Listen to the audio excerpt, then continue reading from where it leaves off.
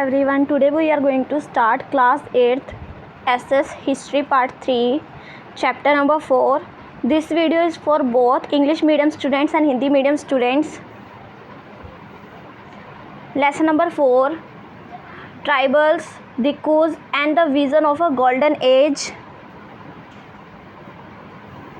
Tribals मतलब आदिवासी, Dikus मतलब दिखू and the vision of a golden age. Vision मतलब कल्पना, एक स्वर्ण युग की कल्पना.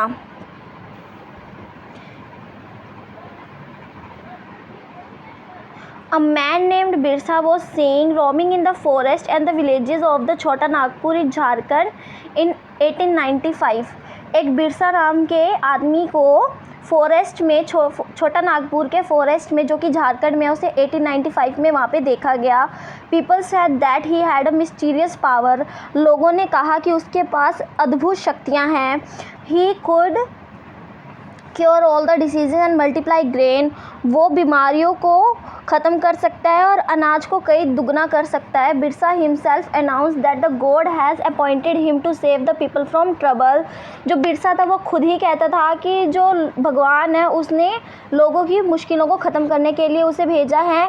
Free them from the slavery of the dikus. और स्लेवरी मतलब जो गुलाम होते हैं ना उनको बोलते, तो उनको गुलामी से आज़ाद कराने के लिए भेजा. जो दिकूज थे, दिकूज मतलब जो बाहर के लोग आए थे, लाइक अंग्रेज़ जो आए थे, उन्होंने जो इंडिया के लोग थे, आदिवासी थे, उनको उन्होंने अपने कैद में कर लिया था, तो उनसे आज़ाद कराने के लिए उसने बिरसा को भेजा है. Soon thousand of people began flowing Birsa. जल्दी ही बहुत सारे लोगों ने बिरसा को फॉलो करना स्टार्ट कर दिया, बिरसा की बात मानना स्टार्ट कर दिया. दे बिलीव दैट द भगवान god and had to save their problems. उनका ये मानना था कि भगवान ने उन्हें भेजा है, बिरसा को भेजा है उनकी प्रॉब्लम्स को ख़त्म करने के लिए. Birsa was born in the family of Mundas, which was the tribal group living in the छोटा नागपुर. ट्राइबल ग्रुप मतलब आदिवासी ग्रुप या फिर जनजातीय ग्रुप. आदिवासी और जनजातीय बेटा बात एक ही होती है. तो बिरसा जो थे वो मुंडा की फैमिली में पैदा हुए थे जो कि आदिवासी ग्रुप था जो छोटा नागपुर में रहते थे. But his followers included other tribals of the regions. और इसके अलावा जो दूसरे आदिवासी थे वो कहाँ रहते थे, उरांव में और संथाल में. All of them were happy with the changes they were experiencing in different ways and problems that were facing the British rule. जो सारे जो लोग थे ना वो सारे ही परेशान थे. जो अंग्रेज़ों की वजह से उनको प्रॉब्लम्स फेस करनी पड़ रही थी, उसकी वजह से वो परेशान थे. Their familiar ways of seemed of disappearing, their livelihoods and their religion seemed to be in danger. अब देखो लाइवहुड्स मतलब उनकी जो लाइवलीहुड्स का मतलब क्या होता है, जो आजीविका वो कमाते हैं, जिनकी वजह से वो जिंदा रहते हैं, जिन चीज़ों की वजह से. तो ये क्या था, जो उनके जो ये सब चीज़ें थी, धर्म था उनका और जो आजीविका थी उनका, सब कुछ खतरे में आ गया था. नेक्स्ट बेटा पैराग्राफ है. What were the problems Birsa set out to resolve. तो बिरसा को किन किन समस्याओं का समाधान करना चाहते थे. Who were outsider being referred to as dikus. तो किनको आउटसाइडर कहा गया है, किनको दिकूज कहा गया है. And how did they Ncell the people from the religion. और ये जो थे ये इन्होंने घर के जो इलाके के लोग थे उन्होंने उसे गुलाम कैसे बनाया था. What was going wrong to the tribal people under the British. और जो अंग्रेज़ों के शासन में जो आदिवासी थे, जो जनजातीय लोग थे, उनका क्या हो रहा था, उनके साथ क्या गलत हो रहा था. How did their life change. उनकी जो लाइफ थी वो कैसे बदली. There are the some of the question you will read about this chapter. इस चैप्टर में तुम ये सब पढ़ोगे कि आदिवासी कौन थे, बिरसा कौन था, बिरसा ने उनको आज़ाद कैसे कराया, बाहर से कौन आए थे, अंग्रेज़ों की वजह से क्या क्या उनको प्रॉब्लम्स फेस करनी पड़ी. तो इन सब के बारे में आज हम इस चैप्टर में रीड करेंगे. तो students let's start.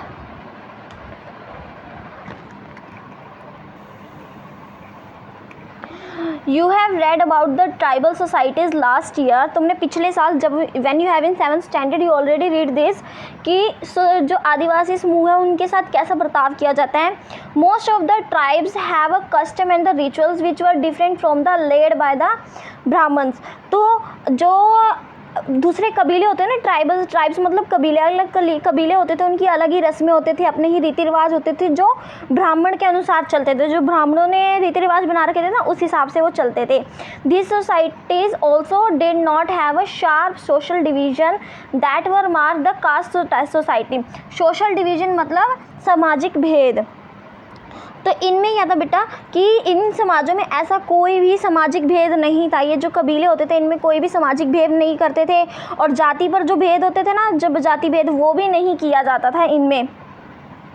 All those who belong to the same tribes of the themselves are sharing the common ties of kinship का मतलब है, किनशिप्स का मतलब बेटा क्या है कि कबीले के सभी सदस्य जो है एक ही बंधन में रहते हैं, सारे एकजुट होके रहते हैं। तो इसका कहने का मतलब क्या है कि ये जो सारे लोग थे ना, एक कबीले के सारे लोग एक ही कुटुंब के बंधनों में बन के रहते थे, एक ही बंधन में रहते थे, इकट्ठे मिलके रहते थे। Yet this doesn't mean that there were no social economic difference within tribes. इसका मतलब ये नहीं है था कि उनके बीच में कोई भी सामाजिक अंतर नहीं होता था या आर्थिक अंतर नहीं होता था, इसका मतलब ये नहीं है।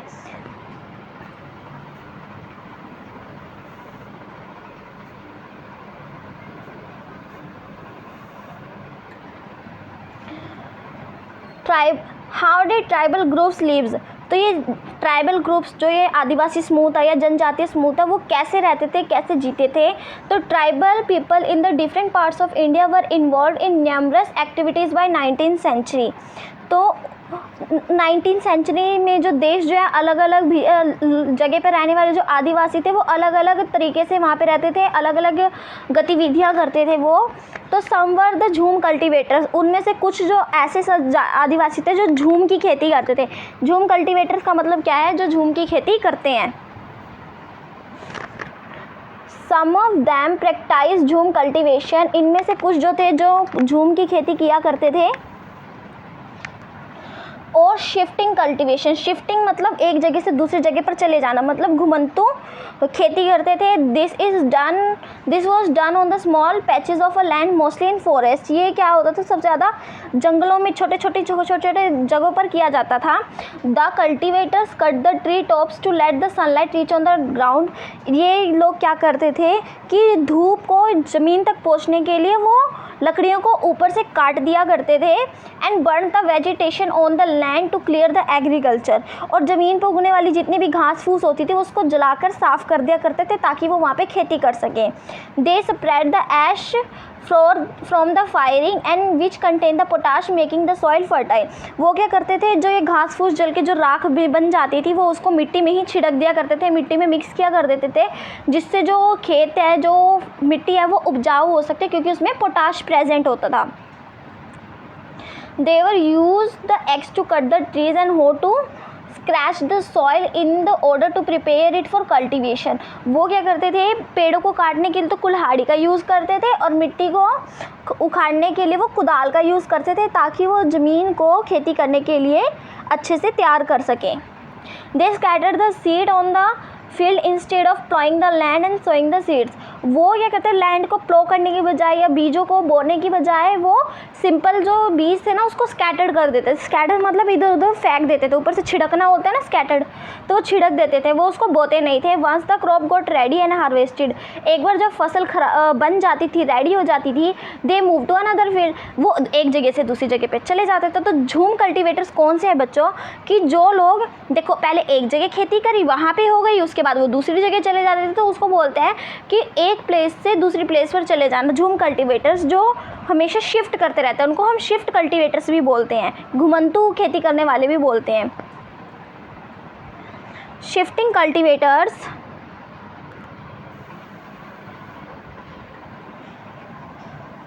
a field which has been cultivated once left for fallow for a year। तो जहाँ एक बात और कि जहाँ पे भी हम एक बारी खेती कर लेते ना झूम कल्टीवेटर्स, वो दोबारा उस जगह पर उसको वो जो जगह होती थी उसको काफ़ी समय के लिए छोड़ देते थे ताकि वो दोबारा से न्यू फसल करने के लिए रेडी हो जाए। नेक्स्ट है shifting cultivators were found in हिली and the forest tracks of the north east and central India. ये जो झूम कल्टीवेटर्स होते थे ये कहाँ मिलते थे, घुमंतु कल्टीवेटर्स हमें ये मिलते थे ज़्यादातर पहाड़ी एरिया में या पूर्वोत्तर इंडिया में या मध्य इंडिया में मिला करते थे। The lives of this tribal peoples were dependent upon the movement with the forest and upon being able the land and forest growing the crops. अब देखो इनकी ज़िंदगी किस पे ये जो समुदाय था, इन लोगों की जो ज़िंदगी थी वो बिना किसी रोक टोक की आवाजाही पे, जंगलों में इधर उधर घूमने पर और एक जगह से दूसरी जगह जाकर फसल उगाने पर आधारित थी। That was the only way practicing shifting cultivation. ये सिर्फ एक ऐसा तरीका था जिसमें ये कल्टिवेशन जो खेती है वो आराम से कर सकते थे। तो इसमें एक वर्ड आया परती। परती क्या होता है कि या फिर फैलो। फैलो का मतलब होता है परती। और ये फैलो वर्ड क्या होता है? फैलो का मतलब होता है कि जो एक फसल है उसको थोड़े टाइम के लिए हम एक जगह छोड़ दें ताकि वहाँ पे दोबारा से उसको खेती करने के लिए मिट्टी उपजाऊ हो जाए। आगे नेक्स्ट पैराग्राफ है, some were the hunters and gatherers. कुछ जो थे वो हंटर्स थे मतलब शिकारी थे, और गैदरर्स मतलब इकट्ठा होने वाले वो संग्राहक थे। Tribal groups lived by hunting animals and gathering forest produce in many regions. तो ये जो आदिवासी समूह थे ये किस पे डिपेंड करते थे? पशुओं का शिकार करने पे या वन में जो मिलने वाली चीज़ें हैं ना, वन उत्पादक, उसको एकत्रित करके अपना काम चलाते थे। They saw forest as a important for their survival. उनके जीवन के लिए जो जंगल थे वो सबसे ज़्यादा इंपॉर्टेंट थे। The Khonds were such as the community living in the forest of Orissa. जो उड़ीसा के जंगलों में जो खोंड समुदाय रहता है ना, वो उसमें से एक एग्जाम्पल है। वो खोंड समुदाय उसमें का एक एग्जाम्पल है। They regularly went on the hunts in the groups and divided the meat amongst them. वो हमेशा जंगलों में शिकार करने जाते थे और शिकार करने के बाद जो भी हम उन्हें मीट हाथ लगता था वो उसको आपस में बांट लेते थे। They ate the fruits and roots collected from the forest and prepared food with the oil they extracted from the seeds of mahua and the sal. तो वो क्या करते थे? वो जंगली जो पेड़ थे उन्हीं के ही फल खाते थे, उन्हीं की जड़ें खाते थे, और खाना पकाने के लिए वो साल और महुए के तेल का इस्तेमाल करते थे। यहाँ पे SAL साल वर्ड आया और महुआ वर्ड आया। इनका जो ना बच्चों तेल बनता है उस तेल का ये खाना बनाने में यूज़ करते थे। They use many forest shrubs and herbs for medical purposes. तो बहुत सारी झाड़ियों का और जो ये झाड़ियाँ होती हैं और हर्ब्स होती हैं उनका वो मेडिकल पर्पसेस के लिए, मेडिकल की चीज़ें बनाने के लिए यूज़ करते थे, दवाइयाँ बनाने के लिए यूज़ करते थे जड़ी बूटियों का। They sold forest produce in local market. और वो जंगलों से मिलने वाली जितनी भी चीज़ें होती थी ना, वो जो बाजार, स्थानीय बाज़ार होता है ना, जो वहाँ पे आसपास अवेलेबल हो मार्केट, वहाँ पे वो बेच दिया करते थे। They sold the forest produce in local market. The local weavers and the leather workers went to khonds when they needed supplies of kusum and the potash flowers of their leather. तो जो भी वहाँ के स्थानीय बुनकर थे और जो चमड़ा बनाते थे, जो लेदर वर्कर थे, जो चमड़ा का काम करते थे, कपड़ा बनाते थे और चमड़े की रंगाई करते थे, वो पलाश और कुसुम के फ्लावर का यूज़ करते थे।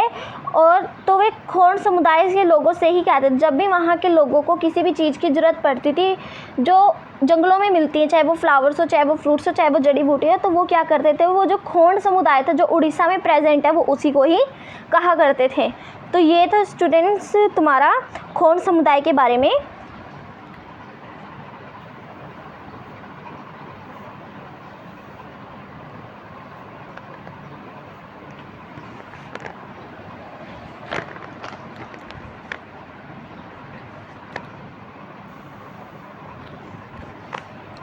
Where did the forest people get their supplies of rice and other grains? जो जंगल के जो लोग थे वो अपनी ये जो चीज़ें होती थी, जैसे ये राइस होगी या गेहूँ या चावल, जो भी वो होती थी, वो कहाँ से उनको मिलता था, कहाँ क्या करते थे वो? तो many times they exchange good. तो क्या कई बार तो वो क्या करते थे? चीज़ों को अदला बदली कर लेते थे, तो चीज़ एक जगह मतलब एक्सचेंज कर लिया करते थे। और getting they needed in return for their valuable forest produce. वे जो वन से जो उत्पादित मिलते थे उनसे वो अपनी ज़रूरी चीज़ें ले लेते थे एक्सचेंज करके। Eight other times they purchase goods with their small amounts of earning they had. तो कभी कभार वो क्या करते थे, जो उन्हें थोड़ी बहुत कमाई होती थी ना, आमदनी होती थी, वो उससे वो चीज़ें खरीद लिया करते थे। Some of them did odd jobs like carrying loads and building go roads on the villages while other labour in the fields of peasants and the farmer.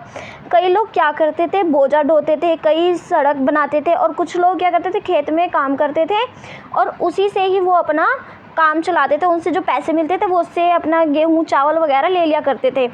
When supplies of the forest produce decreases, जो ये forest में जो produce होता था, जो भी चीज़ें बनती थी वो कम हो जाया करती थी। Tribal people had to increasingly wander around the search of work, उन्हें काम की तलाश में दूसरी जगह जाना पड़ता था। जो आदिवासी लोग थे, अगर जंगल में कभी भी पैदावार कम हो जाया करती थी तो उन्हें काम की तलाश में दूसरी जगह जाना पड़ता था।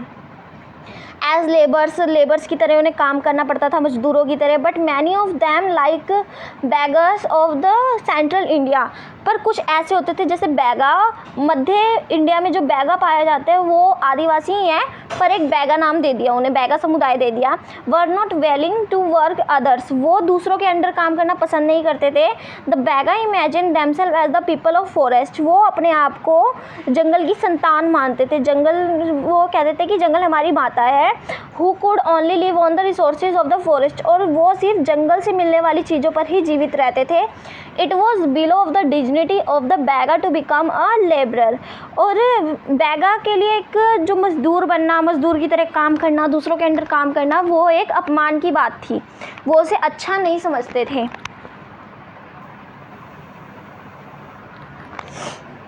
Tribal groups generally needed to purchase and sell in order to able the get goods which are not produced within the locality, जो कुछ ऐसी चीज़ें होती थी ना जो जंगलों में नहीं मिलती थी, तो आदिवासियों को वो चीज़ें खरीदनी पड़ती थी। जो चीज़ें उन्हें जंगल में नहीं मिलती थी आदिवासियों को, वो चीज़ें उन्हें खरीदनी पड़ती थी।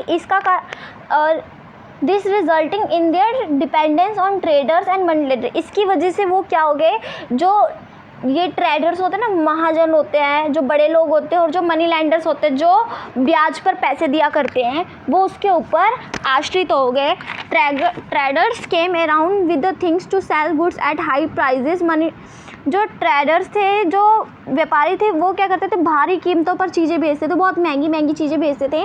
Money lenders provided loans with which the tribals met with their cash needs adding with them to earn. तो अब जो चीज़ें हैं वो बाहरी रेट पर बेच रहे, तो मनी लैंडर्स क्या करते थे, वो उन्हें बहुत ज़्यादा ब्याज के ऊपर पैसे दे दिया करते थे, कर्जा दे दिया करते थे, और आदिवासियों को अपना गुलाम बना लिया करते थे। So the market and the commerce often meant डेप्ट एंड पॉवर्टी ऑफ ट्राइबल्स, तो इसकी वजह से क्या हुआ, जो बाज़ार में जो जितने भी आदिवासी थे वो कर्ज में हो गए, और जो गरीब होते ना, गरीब, बिल्कुल गरीब हो गए, बिल्कुल गरीबी में चले गए आदिवासी समुदाय। Therefore they came to see the money lenders and trader as evil outsider and cause their suffering. इसकी वजह से क्या हुआ, जो ये जितने भी महाजन थे और जितने भी व्यापारी थे, वो उनको अपने सारे दुखों का कारण समझने लगे, अपनी सारी जितने उनको शैतान समझने लगे। ईविल का मतलब शैतान यहाँ पे। तो वो जितने भी व्यापारी थे उनको वो समझने लगे कि वो बहुत गंदे हैं, वो बहुत शैतान है, उनकी वजह से हम गरीब हो रहे हैं, हमारी सारी प्रॉब्लम्स उनकी वजह से हैं, तो उन्हें वो अपना कारण मानने लगे। सम हेडेड एनिमल्स, देखो हेडेड का मतलब क्या है कि जो जानवर को पालते थे, तो कुछ ऐसे लोग थे जो जानवरों को पालते थे।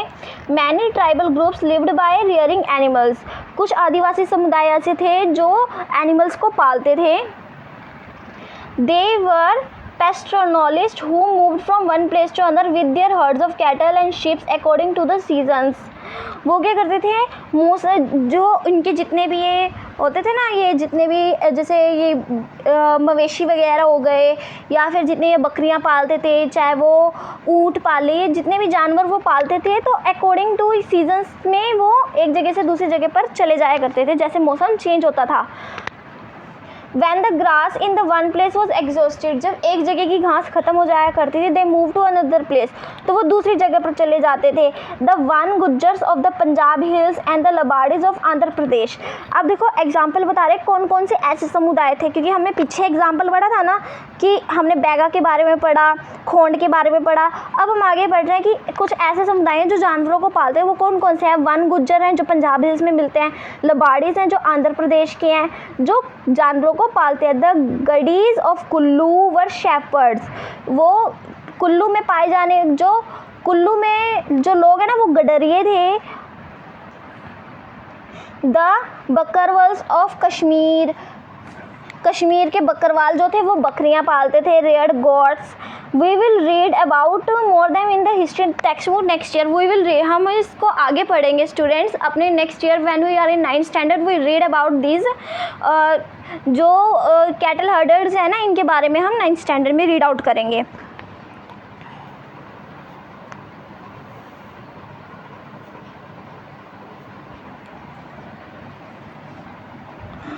Some took to settle cultivation। अब हमने देखो क्या क्या पढ़ा। कुछ लोग जो थे जो दूसरों के अंडर काम करते थे, कुछ लोग जो थे जानवर पालते थे। अब हम पढ़ेंगे सम टुक टू सेटल कल्टीवेशन, और कुछ लोग ऐसे थे जो एक जगह रहकर खेती करते थे। सेटल कल्टीवेशन का मतलब क्या है? जो लोग एक जगह रहकर खेती करते हैं। अब हम उनके बारे में पढ़ेंगे। Even before the 90th century, many from the within the tribal groups have started settle down and cultivating their fields one place year after year instead of going from place to another place। तो देखो जैसे ही 19th century से पहले बहुत सारे ऐसे आदिवासी कबीले थे जो एक ही जगह पर रहकर खेती करते थे, एक ही जगह पर टिके रहते थे। वो झूम, जैसे जो लोग झूम की खेती करते थे ना, एक जगह हो गई तो दूसरी जगह चले गए, वो ऐसे नहीं करते थे, वो एक जगह टिककर ही खेती किया करते थे। They began to use plough and gradually got rights over the land they lived on. वो क्या करते थे? वो वहीं पे टिककर खेती करते थे और उसी के धीरे धीरे उसी ज़मीन पर उन्हें सारे अधिकार मिल गए। इन सेवरल केसेस, कुछ केसेस में लाइक मुंडाज ऑफ छोटा नागपुर के जो मुंडा समुदाय है, the land belong to the clan collectively. जो लैंड है ना, वो पूरा लैंड जो उसके पूरे कबीले से रिलेट करती थी। All the members of the clan were regarded as descendants of the original settlers. जितने भी लोग थे, जितने भी कुल सारे सदस्य जो थे उसके कबीले के, वो क्या कम समझते थे? जो वहाँ के रहने वाले मूल निवासी थे ना, जिन्होंने वहाँ पे खेती करना स्टार्ट किया था, वो उसको अपना पूरा वंशज मानते थे। Who had cleared the land first all, जो यहाँ पर सबसे पहले ज़मीन पर आए थे, जिन्होंने ज़मीन को साफ़ किया था। As a result all of them have rights on the land, जिसकी वजह से ज़मीन के ऊपर सारों का समान हक था। Very often some people within the clan acquire the more power than others। फिर भी जो कुछ लोग ऐसे थे ना जो ज़्यादा दूसरों से ज़्यादा ताकत जुटा लेते थे। कुछ लोग ऐसे भी होते थे कबीले के अंदर जिन्हें दूसरों से ज़्यादा ताकत जुटा लिया करते थे। Some became chiefs and other became followers. कुछ जो होते थे मुखिया बन गए और कुछ जो थे अनुयायी बन गए। Powerful man often rented and their land instead of cultivating themselves. जो शक्तिशाली लोग क्या करते थे? वो खुद तो खेती नहीं करते थे, वो दूसरों को ज़मीन दे दिया करते थे खेती करने के लिए। British official thought settle tribes like the Santhals and Gonds were more civilised. जो ब्रिटिश अधिकारी जो थे वो गोंड समुदाय को और जो ये संथाल समुदाय है जो एक जगह टिककर खेती करते हैं, इनको बहुत ज़्यादा ही साफ़ सुथरा समझते थे, सिविलाइज सभ्य समझते थे। Than hunter gathers and shifting cultivators. किनके मुकाबले? हंटर्स के मुकाबले या गैदर्स के मुकाबले शिफ्टिंग कर, जो एक जगह से दूसरी जगह पर चले जाते हैं, उनके मुकाबले जो थे, जो लोग एक जगह खेती करते हैं उनको ज़्यादा सभ्य मानते थे। Those who lived in the forest were thought to savage while they needed to civilize and settle। अंग्रेज़ों को ये लगता था कि जो लोग जंगलों में रहते हैं वो सिविलाइज्ड नहीं होते, उन्हें हमें सिविलाइज्ड बनाना पड़ेगा, उसको हमें अच्छे से सेटल करना पड़ेगा, तभी हम उसको अपने अंडर ले सकते हैं। How did the conical rule affect the tribal lives? तो ब्रिटिश राज के दौरान जो आदिवासी थे उनका समूह जो था, उनके साथ कैसे उनका जीवन बदल गया, अब हम ये पढ़ेंगे बच्चों। What happened to tribal chiefs? तो ये जो ट्राइबल के जितने भी मुखिया थे इनका क्या हुआ था, वो चीज़ हम रीड करेंगे।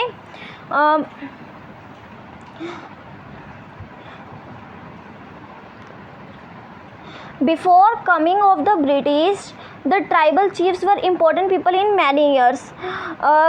पहले जो होते थे बहुत सारे जो आदिवासी थे, बहुत महत्वपूर्ण स्थान था उनका। जो आदिवासी के मुख्य होते थे ना, पहले उनको बहुत इंपॉर्टेंट समझा जाता था, क्योंकि सारों में सिर्फ एक ही मुख्य होता था, उसको सारे इंपॉर्टेंट समझते थे, उसकी सारी बात मानते थे, वो जो आदेश देता था उसी का वो पालन करते थे। They enjoyed a certain amount of economic power and had a right to administer and control their territories. तो उनके पास क्या थी, औरों से ज़्यादा शक्तियाँ होती थी, वो सारे क्षेत्र पर नियंत्रण रखते थे, उनकी आर्थिक ज़्यादा भी अच्छी होती थी, आर्थिक पावर भी। They had their own police and decided the local rule. उनकी खुद की ही पुलिस होती थी और वो सारों के ऊपर शासन क्या करते थे, अपने ही रूल्स बनाते थे फॉरेस्ट के ऊपर, या ये जो जितने भी जंगल होते, जितनी भी ज़मीन है उसके ऊपर उनका अपना ही नियम बना रखा था उन्होंने। The functions and the powers of the tribal chiefs change considerably under the British rule. ये जितने भी पावर थे, ये जितनी भी मुखियाओं की शक्ति थी, जैसे ही अंग्रेजी शासन आया उनका सब कुछ बदल गया।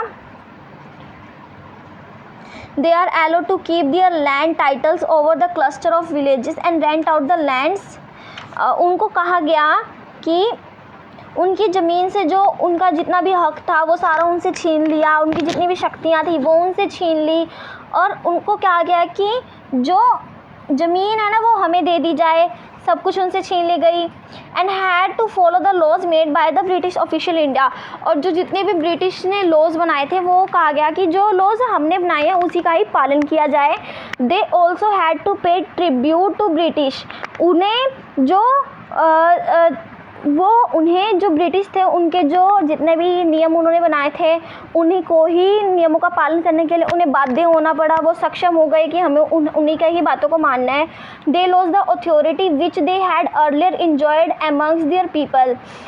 जो उन्हें ही अंग्रेज़ों को नजराना भी देने लगे, जो भी खेती होती थी वो अंग्रेज़ों को देने लगे। तो जो था ना उनका सारा अनुशासन था, जैसे वो काम किया करते थे वो सब कुछ चेंज हो गया। पहले की तरह कुछ भी नहीं रहा कि पहले वो जैसे इंजॉय कर लिया करते थे, पहले की तरह कुछ भी नहीं रहा। They were unable to fulfil their traditional functions. और जो ट्रेडिशनल फंक्शंस करते थे ना वो भी नहीं कर पाए। वो उनसे जो पहले वाली सारी ताकत थी ना वो सब कुछ छीन गई, सब कुछ उनका ख़त्म हो गया। What happened to shifting cultivators? अब हम आगे पढ़ेंगे तो जो गेहूँ की खेती करने वाले लोग थे इनका क्या हुआ। The British were not comfortable with the groups who moved about and did not have a fixed home.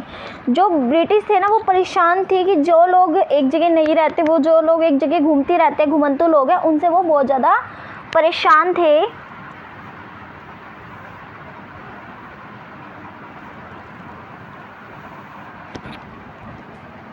They wanted to tribal groups to settle down and became peasant cultivators. वो चाहते थे कि ये जो घुमंतु समुदाय के लोग हैं वो एक जगह रुक के एक ही जगह पर अच्छे से खेती करें, स्थानीय रूप से खेती करें।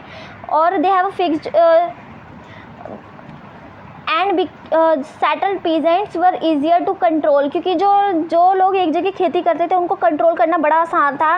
Administer than the people always on move. जबकि जो लोग एक जगह से दूसरे जगह पर जाते रहते थे उनके ऊपर जो नियंत्रण करना था बहुत ज़्यादा ही मुश्किल था। The British also wanted a regular revenue source of a state. वो क्या चाहते थे, ब्रिटिश चाहती थी कि जो कमाई का था ना एक रेगुलर स्रोत बना रहे, उनकी रेगुलर कमाई होती रहे। Therefore they introduce land settlements. तो उन्हें क्या किया, जो लैंड थी उन्होंने लैंड को पट्टे से सेटलमेंट कर दिया, अलग अलग हिस्सा कर दिया।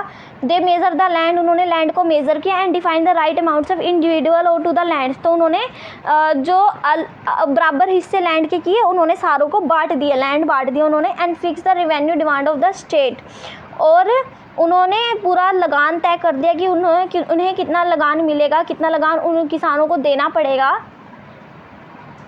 सम peasants were declared land owners and some are tenants. तो कुछ जो थे, कुछ जो किसान थे उनको जो पट्टेदार कह दिया गया और कुछ लोगों को तो भू का स्वामी ही बना दिया गया। मतलब जो धरती उन्हें दी गई उनको उन्हीं का स्वामी बना दिया, कुछ लोगों को पट्टेदार बना दिया गया। As we have Read chapter 2. Tenants were to pay the landowner who in turn paid revenue to the state. तो जैसा कि हमने जब पिछली क्लासेस में पढ़ा है कि पिछले चैप्टर में हमने पढ़ा था, जो टेनेंट्स होते थे वो क्या करते थे, वो पैसे लेते थे किसानों से, वो उस किसानों को लेने के बाद जो भूखा स्वामी था उसे देते थे, और भूखा स्वामी क्या करता था, पैसे लेने के बाद वो अंग्रेजों को दे दिया करता था। तो ये तुमने पिछले चैप्टर में पढ़ा ही है। The British effort to settle Jhum cultivator was not very successful. जो झूम की खेती करते थे उनको एक जगह सेटल करने में जो ब्रिटिश थे वो सक्सेसफुल नहीं हो पाए। सेटल फ्लो कल्टिवेशन डिफ़िकल्ट, क्योंकि उनके लिए एक जगह खेती करना बड़ा ही मुश्किल था। In the areas where water scarce and soil is dry, जहाँ पर पानी की कमी और मिट्टी बिल्कुल सूखी हुई हो वहाँ पे खेती नहीं कर पा रहे थे। Actually jhum cultivators who took the plough cultivation often suffered as their fields did not produce good yields. देखो, जो झूम थे उनको ज़्यादातर नुकसान होता था क्योंकि उनकी खेती जो थी अच्छी पैदावार नहीं दे पाती थी, क्योंकि वहाँ पे प्रॉपर उन्हें पानी नहीं मिल पाता था, जो मिट्टी थी वो सूखी होती थी। सो झूम cultivators in the north east instead on continuing there traditional practice of the cultivation, इसलिए जो पूर्वोत्तर भारत के जितने भी झूम के काश्तकार थे, जो जितने भी किसान थे झूम खेती करते थे, वो उन्होंने अपने आप को ट्रेडिशन जो ढंग था, जो पहले करते थे, परंपरागत ढंग था, जो जिस तरीके से वो करते आ रहे थे उसी तरीके से वो खेती करते रहे, उसी तरीके से वो जीवन जीते रहे। Facing widespread protest, the Indian had to finally allow them to right to carry the shifting cultivation in some parts of forest। तो जो ये विरोध करते रहे, झूम खेती वाले विरोध करते रहे, उसकी वजह से अंग्रेज़ों ने उनकी सारी बात मान ली और उन्हें जंगलों के कुछ हिस्सों में घुमंतू खेती करने की बिल्कुल ही उन्होंने एडवाइस दे दी कि तुम घुमंतू खेती कर सकते हो।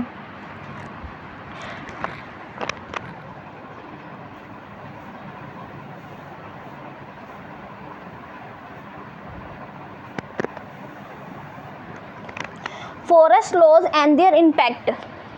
फॉरेस्ट लॉज मतलब जंगल के जितने भी कानून थे, एंड देयर इम्पैक्ट, और उनका क्या प्रभाव था। एज वी यू सीन, जैसे तुमने देखे, the life of tribal people was directly link to the forest. जो आदिवासी समूह है उनका जो जीवन था वो किसके ऊपर डिपेंड था, डायरेक्टली फॉरेस्ट से डिपेंड था। So changes in the forest laws has considerably impact on the tribal lifes. तो वो क्या करते थे, जो जैसे ही वन कानून आया, जंगलों के जितने भी नियम आए, तो उनका जो जीवन था बहुत मुश्किल में पड़ गया। The British extended their controls over all the forest and announce that the forest were the state property. उन्होंने क्या किया, अंग्रेजों ने जंगलों को अपने नियंत्रण में ले लिया और कह दिया कि जो जंगल है वो राज्य की संपत्ति है, राज्य की है वो। Some forest were in identified as the reserve forest as they produce timber which were the British wanted। और जो कुछ फॉरेस्ट थे जिनको इन्होंने कह दिया कि वो रिजर्व फॉरेस्ट है क्योंकि वहाँ पर टिम्बर उगता था, जो टिम्बर उन्हें अंग्रेजों को चाहिए होता था। People were not allowed to move freely, practise jhum cultivation, collect fruits and hunt animal in this forest. जो लोग थे, जो आदिवासी लोग थे, उन्हें वहाँ पे कल्टीवेशन नहीं करने दी जाती थी, उन्हें फ्रीली घूमने भी नहीं दिया जाता था, वहाँ से उन्हें फ्रूट्स भी कलेक्ट नहीं करने दिए जाते थे उन जंगलों में, क्योंकि वो रिजर्व्ड फॉरेस्ट थे। हाउ कुड झूम cultivator survive in such situation. ऐसी सिचुएशन में जो झूम खेती करने वाले थे उन्होंने कैसे सर्वाइव किया, वो कैसे जीवित रहे।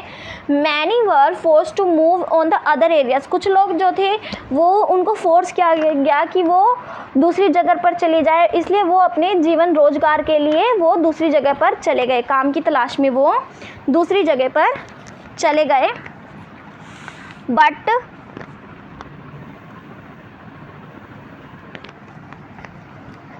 But as the British stopped and tribal people from the living inside of the forest, they faced a problem। पर जो अंग्रेज जो थे वो चाह रहे थे जो आदिवासी है वो जंगलों के अंदर ही रहें, इसलिए अंग्रेजों के लिए एक प्रॉब्लम खड़ी हो गई। From where would forest department find its labor to cut trees for railways, sleepers and transport logs। तो ये उनके लिए बड़ा मुश्किल था अंग्रेजों के लिए कि रेलवे की स्लीपर्स के लिए, पेड़ काटने के लिए, तो मज़दूर कहाँ से लाएंगे। तो conical officials came up with the plan. जो औपनिवेशिक अधिकार थे ना, जो वहाँ के मेन अधिकार थे, वो एक उन्होंने समाधान निकाला, उन्होंने एक प्लान सोचा। They announce that they would give the jhum cultivator small patches of land in the forest and allow them to cultivate these on the condition of those who lived in the villages. तो उन्होंने एक condition रख दी कि जो झूम खेती करने वाले उन्हें ज़मीन के टुकड़े तो दे दिए जाएंगे और वो आराम से घूम घूम के खेती भी कर सकते हैं, पर इसके बदले में उन्हें गांव में ही रहकर और जो ये लेबर है वहाँ पे उन्हें उनकी सारी बातें माननी पड़ेगी, उन्हें मज़दूरों की तरह काम भी करना पड़ेगा और उन्हें गांव में ही रहने देना पड़ेगा। Forest department take care of the forest, और वो बिल्कुल जो फॉरेस्ट है, वो जंगल है, उसकी पूरी देखभाल भी करेंगे, रखवाली भी करेंगे।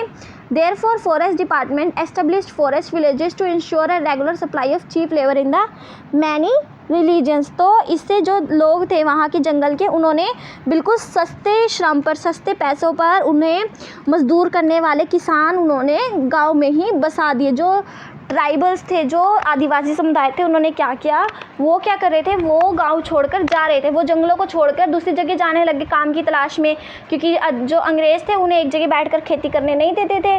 तो उन्होंने क्या किया, वो काम की तलाश में दूसरी जगह जाने लगे। तो अंग्रेज़ों को लगा कि अब तो वो जा रहे हैं, तो उन्होंने एक प्लान बनाया और उन्होंने इन्हें बोला कि जनजातीय समुदाय को कि तुम गाँव में ही रहो, तुम जो जंगल है उसकी रक्षा भी करना और तुम अपनी खेती भी करना, और तुम्हें जब भी हमें मज़दूरों की ज़रूरत पड़ेगी तुम यहाँ पे मज़दूरी भी करते रहना।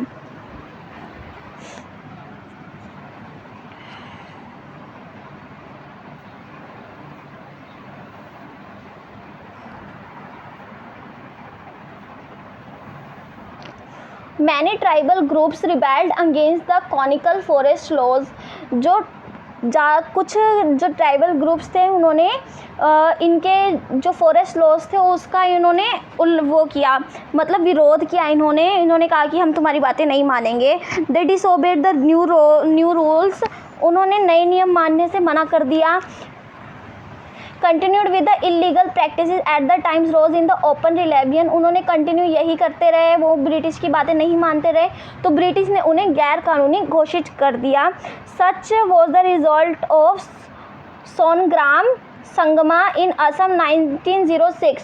तो 1906 में सोनग्राम संगमा द्वारा असम में और 1930 में मध्य प्रांत में वन में सत्याग्रह हुआ, विरोध हुआ, ताकि वो अपने तरीके से खेती कर सके। तो दो विरोधों के यहाँ पे नाम आए।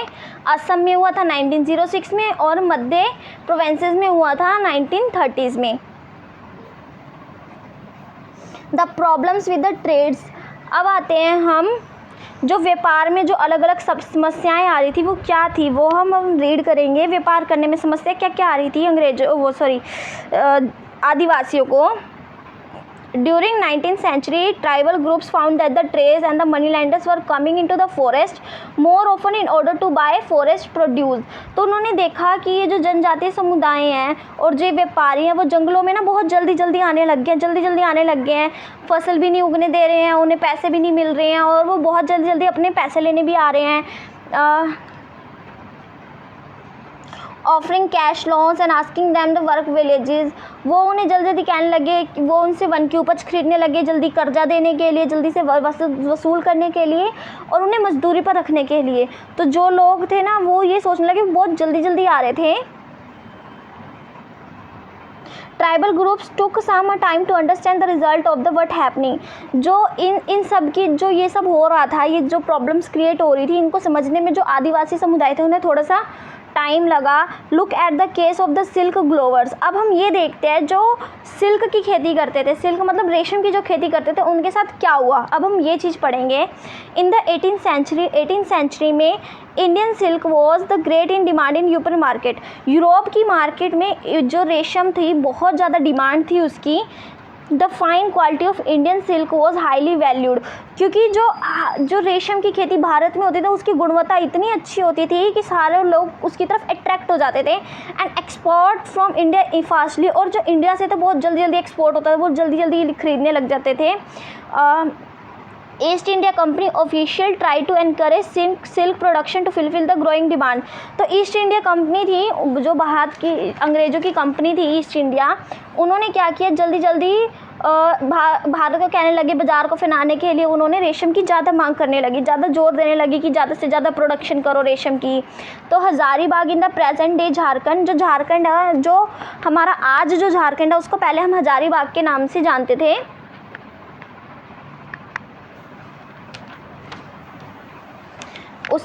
और वहाँ पे कीड़े पाला करते थे। जो हज़ारीबाग है, जो झारखंड है, वहाँ पे सबसे पहले रेशम के कीड़े पाला करते थे। तो क्या होता था बच्चों,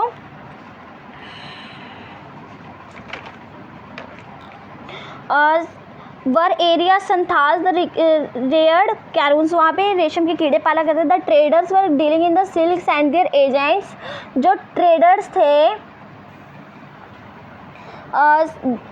dealing in the silks and their agents who provided the loans to the tribal people and collected the कैनून्स। तो ये क्या करते थे, रेशम के व्यापारी के पास जाते थे, अपने प्रतिनिधि को भेज दिया करते थे और उनसे ना कर्ज देते थे। पहले वो उन्हें कर्ज देते थे ताकि तुम रेशम उगाओ, और वो जब नहीं उगा पाते थे तो उनसे वो क्या करते थे, उनके कीड़े छीन कर ले जाते थे। उनके रेशम के जितने भी कृषक थे वो उनको ले जाया करते थे। द ग्रोवर्स और पेड ₹3 for 1000 कैनून्स। जो ये थे, इनको क्या करते थे, ये अंग्रेज लोग 3 से 4 रुपये देते थे और उसके 1000 रेशम के कीड़े अपने साथ ले जाया करते थे। These were then transported to Burdwan और Gaya, where they were sold at 5 times the price. उसके बाद वो क्या करते थे, उसको गया और बर्दवान में 5 गुना कीमतों से ज़्यादा, डबल से ट्रिपल 5 गुना पैसों में उसे जाके बेच दिया करते थे। मिडल मैन यूज प्रॉफिट, जो ये बिचौलिए होया करते थे उनको बहुत ज़्यादा मुनाफा होता था। The silk growers earn very little, जो ये रेशम की खेती करते थे उनको जो बहुत कम मुनाफा होता था, उनको मुनाफा होता ही नहीं था। और नेचुरली मैनी ट्राइबल ग्रुप्स साथ the market and the traders eight there opponents. तो इस वजह से जो आदिवासी लोग थे वो बाज़ारों और व्यापारियों को अपना दुश्मन समझने लगे, इन सब चीज़ों की वजह से। क्योंकि बीच के लोग सारे पैसे खा जाया करते थे, आदिवासियों को कुछ नहीं मिलता था। वो 3 से 4 रुपये देते थे 1000 रेशम की खेती करने पर, तो उनको बहुत कम पैसा मिलते थे, जिसकी वजह से वो बाज़ारों को और व्यापारियों को अपना दुश्मन समझने लगे।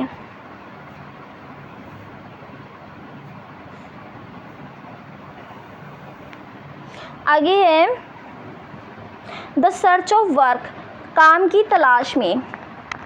The plight of the tribals who were forced to go far away from their home in search of work even worse, जो रोजगार की तलाश में जो लोग जाते थे ना एक जगह से दूसरी जगह पर, उनकी जो दशा होती, जो हालत होती थी, वो और भी बदतर होती गई, और भी गंदी होती गई। From the late 19th century, जो 19वीं सदी जैसी ख़त्म होने वाली थी, लेट 19th सेंचुरी मतलब 19th सेंचुरी ख़त्म होने वाली थी, tea plantation began coming up, जो चाय की खेती थी वो स्टार्ट हो गई। And mining became important industry, और जो माइनिंग था ना वो सबसे इम्पॉर्टेंट इंडस्ट्री बन गई इनके लिए। माइनिंग होता है खनन, चाय की खेती और खनन करना, वो इनके लिए इम्पॉर्टेंट हो गई। और tribals were required in the large numbers to work in the tea plantation of Assam and coal minings of Jharkhand. तो जो रोज़गार के लिए आदिवासियों को बड़ी संख्या में ना अपनी तरफ बुलाने लग गए कि आके हमारे चाय की खेतों में काम करो और झारखंड के जो कोयला खदान थे उसमें काम करो। They were required through the contractor who paid them a very low wages. ये किसके थ्रू जाते थे, ठेकेदार होते थे जो उन्हें बहुत कम पैसे देते थे और उन्हें समय पर घर भी नहीं जाने दिया करते थे, उनको घर भी जाने नहीं देते थे, preventing them from returning home. Next है अ क्लोजर लुक। क्लोजर लुक का मतलब क्या, हम जब इसके बारे में हम पास से देखें, अगर हम पास से सारी चीज़ को देखते हैं जो उनके साथ हैपन हो रहा था, तो देखो through 19th and 20th century the tribal groups in the different parts of the country rebelled against the changes in laws। जो ये जनजाति समूह थे, जितने भी आदिवासी थे, ये जो लॉज चेंज हो रहे थे उसको बहुत जितने भी रिस्ट्रिक्शंस हो रहे थे उनका इन्होंने विरोध किया था, जितने भी कानून बने थे उसका वो विरोध कर रहे थे। The Kol label in the 1831 and 1832, जो 1831 और 32 में जो कोल आदिवासी थे या फिर संथाल रोज इन 1855, और जो संथाल थे जिन्होंने 1855 में विरोध किया था। And Bastar rebellion in central India 1910, और जो बस्तर में 1910 में विद्रोह हुआ था, और महाराष्ट्र में and the Warli revolt in Maharashtra, और महाराष्ट्र में 1940 में जो विरोध हुआ था, वो इन सब का एग्जाम्पल है कि इन सब ने मतलब जो ये आदिवासी थे, इन्होंने अंग्रेज़ों का विरोध किया था, इनकी बातें मानने से इन्होंने मना कर दिया था।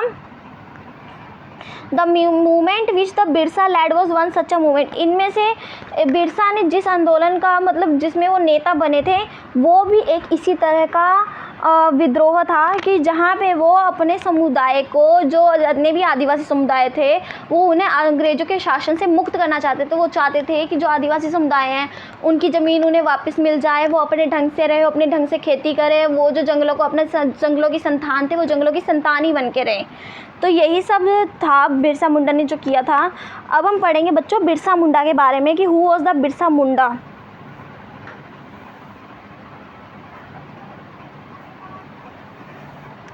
बिरसा मुंडा ये पर्सन का नाम है। अब हम आगे पढ़ते हैं बिरसा मुंडा के बारे में।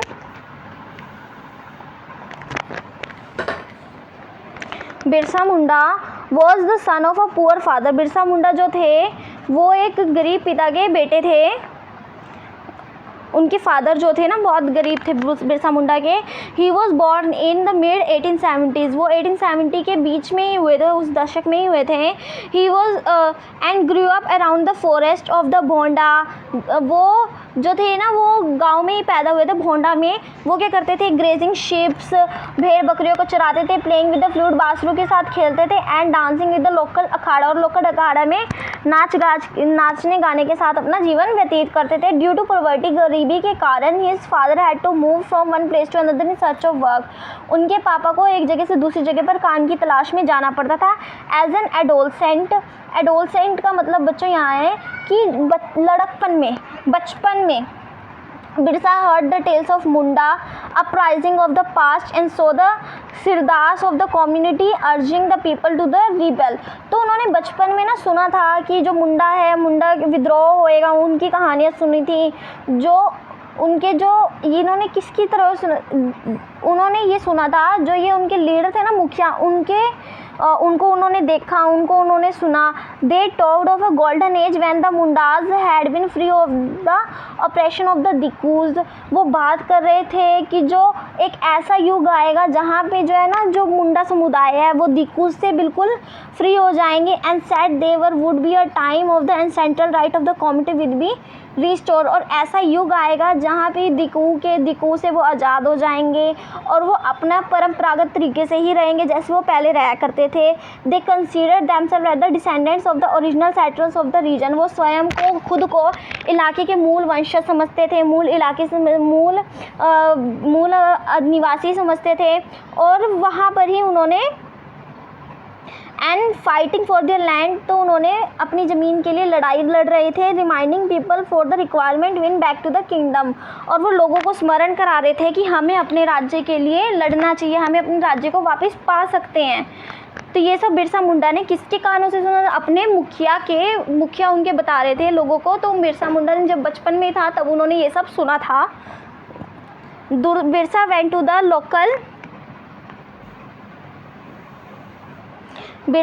The local missionary school. He listen to some of the missionaries. तो बिरसा मुंडा कहाँ गए? मिशनरी स्कूल जाने लगे। उन्होंने मिशनरियों का उपदेश सुना, उनकी बातें सुनी। He heard it was possible to Mundas to attain golden kingdom of heaven. उन्हें सुना कि जो उनका स्वर्ग का साम्राज्य, स्वर्ग का राज्य मुंडा लोगों का, वो उसे वापस ले सकते हैं, वापस पा सकते हैं। And re again there lost rights. और उन्हें अपने सारे पुराने जो अधिकार थे वो सब कुछ वापस मिल सकता है। This would be possible if they become good Christians. वो ऐसा तभी कर सकते हैं जब वो एक अच्छे क्रिश्चियंस बन जाएं। And gave there bad practices. और अपनी जितनी भी बुरी आदतें वो सब छोड़ दें। Birsa also spend some time in the company of the prominent Vaishnav preacher. Birsa जो थे वो एक वैष्णव धर्म के प्रचारक जो थे, उनके साथ उन्होंने एक बहुत अच्छा टाइम स्पेंड किया था। ही वोर द स्कैरेड थ्रेड। उन्होंने एक जनेऊ धारण किया। And began to value importance of the piety and purity. और उन्होंने दूसरों पे दया करने लग गए और शुद्धता पर उन्होंने जोर किया। दूसरों के पे दया करने पर और शुद्धता पे उन्होंने जोर किया। Birsa was deeply influenced by many of the ideas he came in touch with in the growing up years. तो जैसे जैसे वो बड़े होते रहे, उनके जो भी उनके लोग उनके टच में आते रहे, तो उनकी जितनी भी बातें थी उनका बिरसा के ऊपर बहुत काफ़ी गहरा प्रभाव पड़ा। He aim that reforming tribal society, वो समाज को बिल्कुल साफ़ सुथरा करना चाहते थे, साफ सुधारने लगे। He urge the Mundas to give up all the evils like drinking liquor and clean their villages and stop believing in witchcraft and the security. तो उन्होंने ना अपने जितने भी लोगों थे उन्होंने उसे बोला कि शराब पीना छोड़ दो, गाँव की साफ़ सफाई करो, जादू टोने पर विश्वास ना किया जाए। इन सब चीज़ों पर बिरसा मुंडा ने जोर दिया। But we should keep in mind that the Birsa also turn against missionaries and Hindu landlords. इसके साथ साथ बिरसा ने जो मिशनरी थे और जो हिंदू जमींदार थे उनका भी उन्होंने विरोध किया। ही saw them as outside forces which were returning the Mundas way of life. वो मानते थे जो ये सब जो लोग हैं ना, ये मुंडा के जीवन को ख़त्म कर रहे हैं, जो मुंडा समुदाय है उसके जीवन को ये सब लोग ख़त्म कर रहे हैं। दीकू जो थे ना, वो सारे ट्राइबल जितनी भी सोसाइटी थी वो सबको ख़त्म कर रही थी।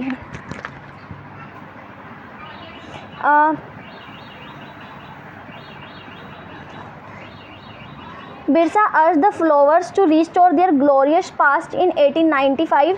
1895 में जो जितने भी अनुयायी थे तो बिरसा मुंडा ने उन सबको पुनर्जीवित करने लग गए। उन्होंने संकल्प दिया कि वो सबको कहने लगे कि हम सब कुछ वापस ले सकते हैं, हम पहले की तरह जी सकते हैं। ही talk of the golden age of the past of सतयुग। वो ये करने लगे, उन्होंने कहा कि हम अतीत के जो सतयुग था, हमारा स्वर्ण युग था, उसके बारे में चर्चा करते थे। When Munda lived in the good life, जब मुंडा जो थे बहुत अच्छा जीवन व्यतीत करते थे। टैप्ड नेचुरल स्प्रिंग, और तटबंध पर रहते थे। कंस्ट्रक्टेड एम्बैंकमेंट्स, प्लांटेड ट्रीज, और वो बाग में रहते थे। झरनों में नियंत्रण रखते थे, पेट पालने के लिए वो खेती करते थे। And practise cultivation to earn livelihood, और अपना जीवन व्यतीत करने के लिए वो इन सब चीज़ों पर आश्रित रहते थे। वो यही सब चीज़ें करते थे, जंगलों में ही रहते थे।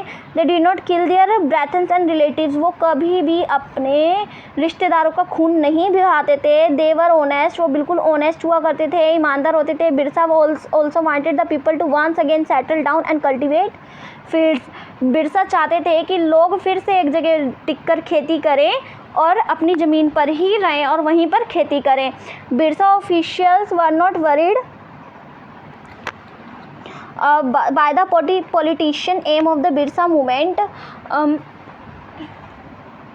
Birsa official were worried about the political aim of the Birsa movement. जो ये जितने भी बिरसा जो आंदोलन कर रहे थे ना, उससे अंग्रेज जो थे बहुत ज़्यादा परेशान हो गए। As it wanted to drive out money lenders, क्योंकि वो उनसे महाजनों से, मिस्ट्रियों से और हिंदू भूस्वामी से सबसे बाहर निकालना चाहते थे। बिरसा मुंडा उन्हें आज़ाद कराना चाहते थे। The government and set up the Munda with the Birsa its head. The movement marked all these forces at the cause of misery of the Munda was suffering। तो ये सब जो हो रहा था ये इन सब ताकतों से जो सारे कष्ट थे, सारी समस्याएं थे, जो बिरसा मुंडा जो थे ख़त्म कर सकते थे। बिरसा मुंडा जो जानते थे, जितने भी महाजन हैं, जितने मिस्टर जो हिंदू लैंडलॉर्ड्स हैं, ये सारे इस प्रॉब्लम की जड़ हैं। वो उन सबको ख़त्म करके अपने सारे दुखों से आज़ाद होना चाहते थे।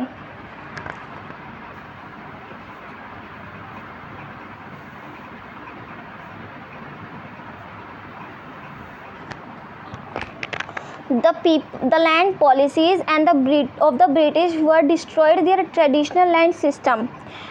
Hindu landlords, money lenders were taking over their lands and missionaries were prioritized culture and their tradition. ये जो अंग्रेज़ों की नीतियाँ थी, ये भूमि जो हमारी व्यवस्था थी, जो पुराने लोग जैसे जीते थे, पारंपरिक व्यवस्था थी, वो सब ख़त्म हो रही थी। और जो ये महाजन थे, हिंदू भूस्वामी थे, ये हमसे उनकी ज़मीन छीनते जा रहे थे।